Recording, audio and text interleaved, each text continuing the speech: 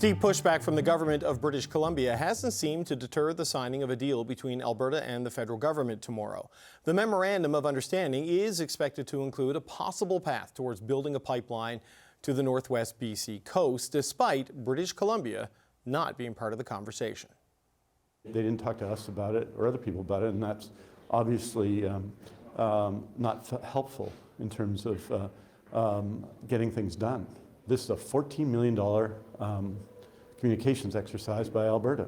It takes hundreds of millions of dollars just to prepare something like this. They're talking about $14 million for communications. And what you get for that are things like MOUs, right?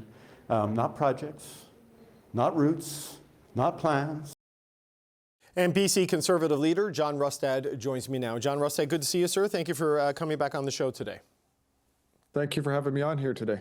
David Eby, Adrian Dix, minister after minister from the BC government are quite frustrated. They're not at the table for these discussions between the federal government and Alberta. Is that a problem for you?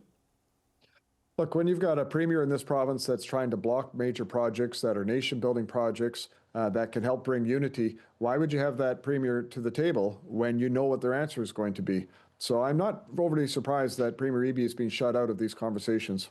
Wouldn't they be at the table because it's a potential bitumen pipeline going through the territory they govern as the governor of British Columbia?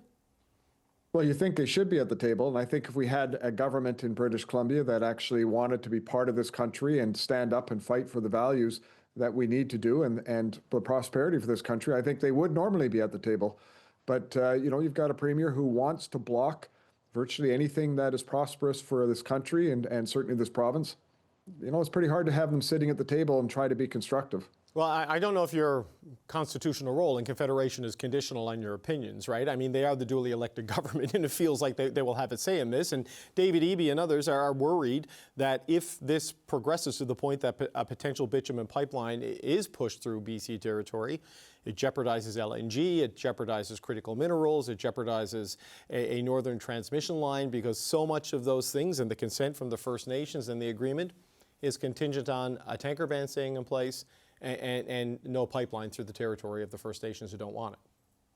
Yeah, and I think, quite frankly, that is awfully misleading by this government, and that's probably being polite in terms of what it's saying. Those other projects and opportunities are still there and will be there. I know First Nations want to engage and want to be part of that prosperity, and moving through a pipeline from Alberta through to the coast will not change that. But I think what we're seeing as well is, and it's important to remember, the authority to do this rests with the federal government. The provincial government does not have the constitutional authority to actually block a project like this. And so we have the ability for this to move forward, and I think it should move forward in the interests of Canada. I mean, we're selling our our oil to the Americans at a 20 to 30% discount.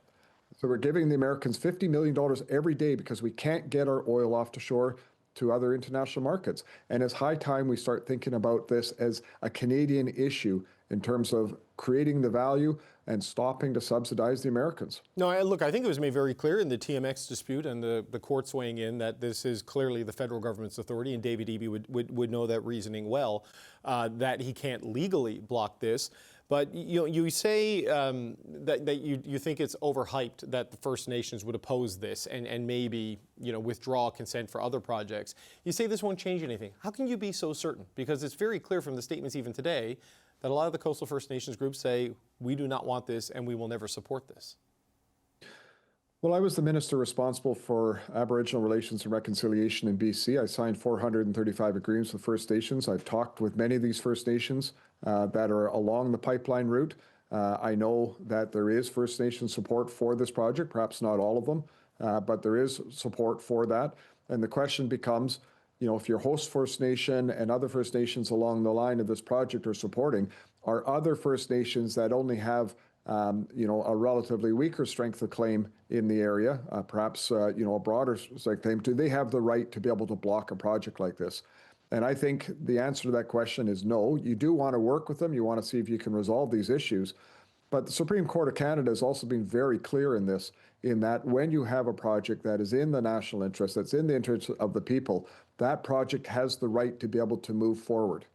Right. It's a question, I guess, maybe they don't have the legal right, but they could have the political might.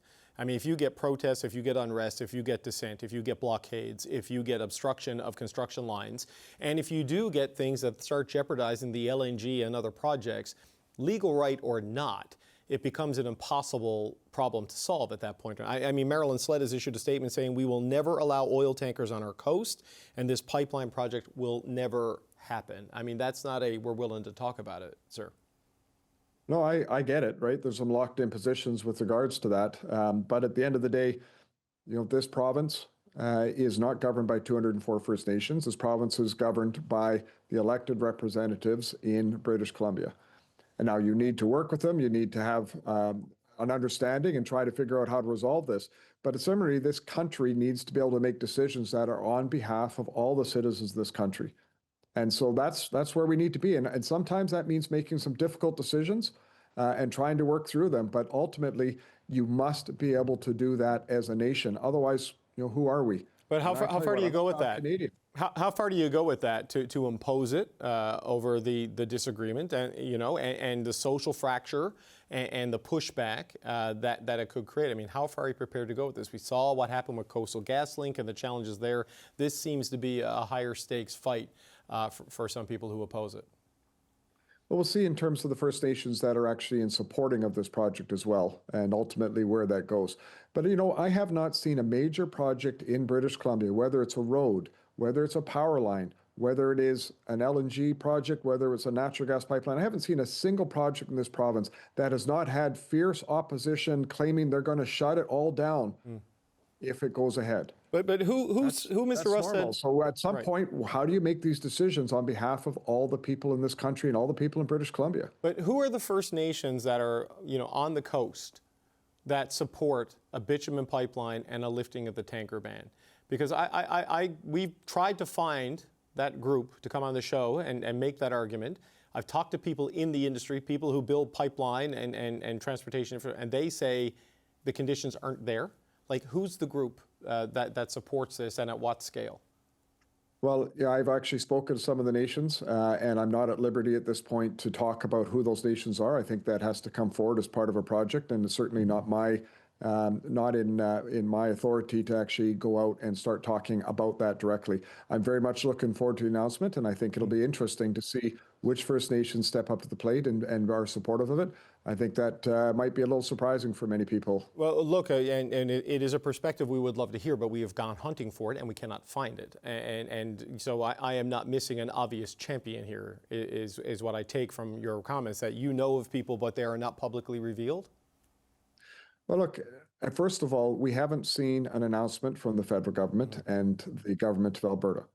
So we need to see that announcement come forward. No First Nation's going to jump out in front of that and without having that come out. So once this gets announced, and I'm very hopeful and I'm optimistic that both the federal government and the government of Alberta are very serious about moving the oil out to the coast because it needs to be done.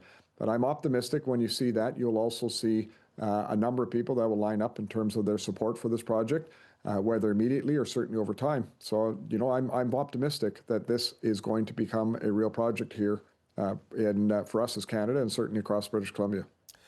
What is the level of optimism, sir, on the state of your leadership of the party? We've been reading the headlines of riding associations signing a letter calling for caucus members to force your resignation. Your party president has done that. I appreciate the smile as you take the question with good humor, but this is a problem, is it not, Mr. Rustad, for your tenability as a leader of the Conservative Party of BC? We went through probably one of the most open and transparent processes. We had one of the largest participation numbers for a leadership review. I received 71% of the support from people in our party. It's a strong mandate from my perspective to go forward, and I get there are differing voices. We're going to listen to them. We certainly want to be part of what we're doing, but we have one objective as the Conservative Party of British Columbia, and that is to bring a common sense government back into British Columbia and to get rid of this very destructive government that we have in terms of the NDP. Those are the things that unite us and work on and that we're going to be working towards. And I'm very confident that we will be able to do that come the next election. And if David Eby thinks that blocking a pipeline is the right approach to go, maybe he should go and ask the people if that is exactly the will of the people in British Columbia. Right, but 1 in 3 riding associations and the party president create some challenges on being functional as a political party, even if you do stay on, right? It takes a certain unity of purpose and unity of party to win, does it not, Mr. Rustad? I mean, do you need to change your leadership, or will your party eventually try to force a change of leadership? Well, look, we've got, like I say, we went through the process. 71%, I believe in democracy, and that's the democratic process we went through, and that was just a few months ago when that was finished. Yes, there's some people that have got different opinions and different voices. They're free to share that. It's part of what we're doing in terms of building a broad coalition of people in this party. But, you know, the polls are in our favor. I think we're in a very strong position because people want change. They want to have affordability addressed. They don't want to have to leave this province. They need changes, you know, in our economy and unleashing our potential. They want to have that hope and optimism. Right. And that is what we will deliver as the Conservative Party. But you know, it's just a final point, Mr. Rustad. Ever since that leadership review, like we've talked to one of the MLAs who left your caucus. I mean, you've gone through people's phones in a caucus meeting to try to figure out who was leaking information. I mean, these are not typical things inside a coherent and successful political party. Well, you know, the interesting thing about the phone issue is everybody in caucus was so upset that there appeared to be a leak coming directly from caucus. And I said, well, one of the things we could do is look at phones. And everybody volunteered the phone and said, yeah, okay, let's do this. And so that was just something we looked at. And but look, as a political party, I can tell you, there's always going to be differences. There's always going to be issues. But we are very clear in what we're doing. And we have quite like I say, I believe we have a strong mandate in terms of the change that's needed in British Columbia. And yes, we want to listen to those people, the voices of individuals and groups that may have a differing opinion in terms of where we're going.